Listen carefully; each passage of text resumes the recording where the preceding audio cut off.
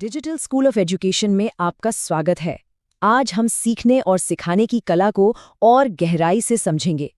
हम एक ऐसे शानदार मॉडल की बात करने वाले हैं जो न सिर्फ सिखाता है बल्कि स्टूडेंट्स के मन में जिज्ञासा और कुछ नया खोजने की एक आग भी जलाता है।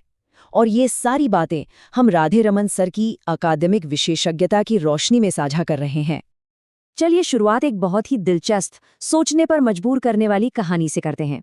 जरा सोचिए, एक टीचर हैं, एक प्लेन में बैठे हैं और अचानक अनाउंसमेंट होती है कि प्लेन क्रैश हो सकता है, पर वो अपनी पढ़ाई में मग्न है। उनका लॉजिक बड़ा सीधा था। घबराहट में टाइम वेस्ट करना प्लेन क्रैश होने के खतरे से भी बड़ा खतरा है। सीखने के लिए ऐसा कमाल का फोकस और कमिटमेंट, बस यही तो 5E मॉडल का मकसद है। तो चलिए देखते हैं कि ये पावरफुल फ्रेमवर्क आखिर काम कैसे करता है। तो आखिर इस फ्रेमवर्क के पीछे का राज क्या है? ये कैसे स्टूडेंट्स को सिर्फ सुनने वालों से एक्टिव खोजकर्ता में बदल देता है? चलिए पता लगाते हैं। देखिए, इसके पीछे का आइडिया बहुत सिंपल है। सीखना ठीक वैसा ही है जैसे कोई इमारत बनाना, है ना? आप बिना मजबूत नींव के कोई गगनचुंबी इमारत तो खड़ी नहीं कर सकते। तो बस 5E मॉडल यही पक्का करता है कि हर नई चीज, हर नया कॉन्सेप्ट पहले से जो ज्ञान है उसी पर बने। और यही सोच टीचिंग में एक बहुत बड़े बदलाव का प्रतीक है। हम सिर्फ फैक्ट्स को रटने से आगे बढ़कर उन्हें असल में समझने और इस्तेमाल करने की तरफ जा रहे हैं।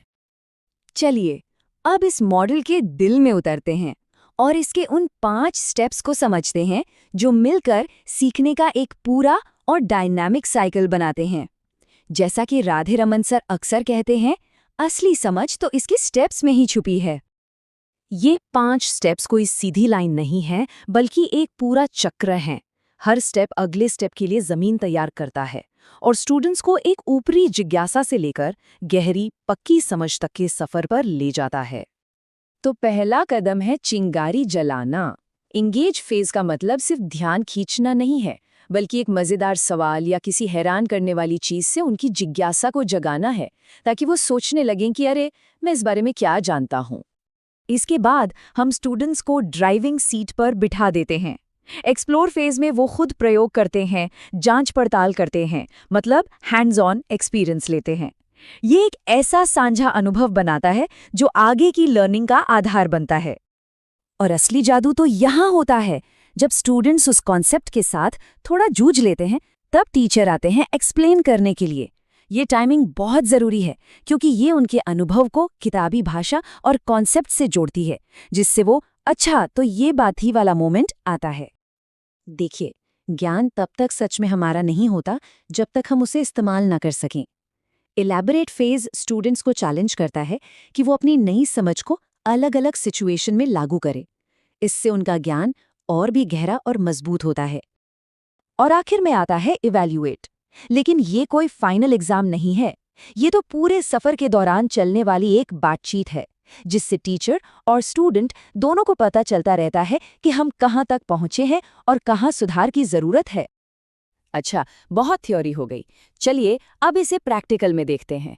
हम एक ऐसा उदाहरण देखने वाले हैं जो ये दिखाएगा कि 5E मॉडल एक जाने पहचाने टॉपिक को, जैसे चौथी क्लास को फ्रैक्शन पढ़ाना, कैसे पूरी तरह बदल सकता है।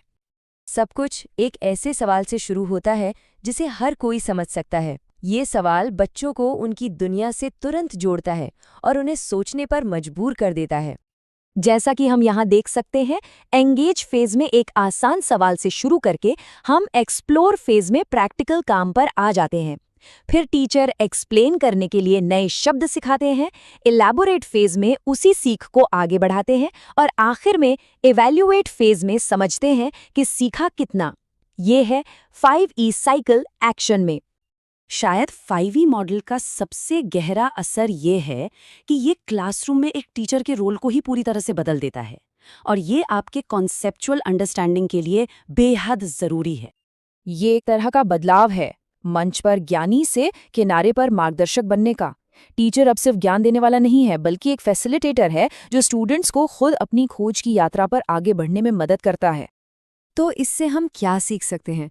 5E मॉडल सिर्फ एक टीचिंग स्ट्रैटेजी नहीं है, ये एक फिलॉसफी है। ये सीखने का एक ऐसा माहौल बनाती है जिसमें जिज्ञासा हो, मज़ा आए और सब मिलकर सीखें।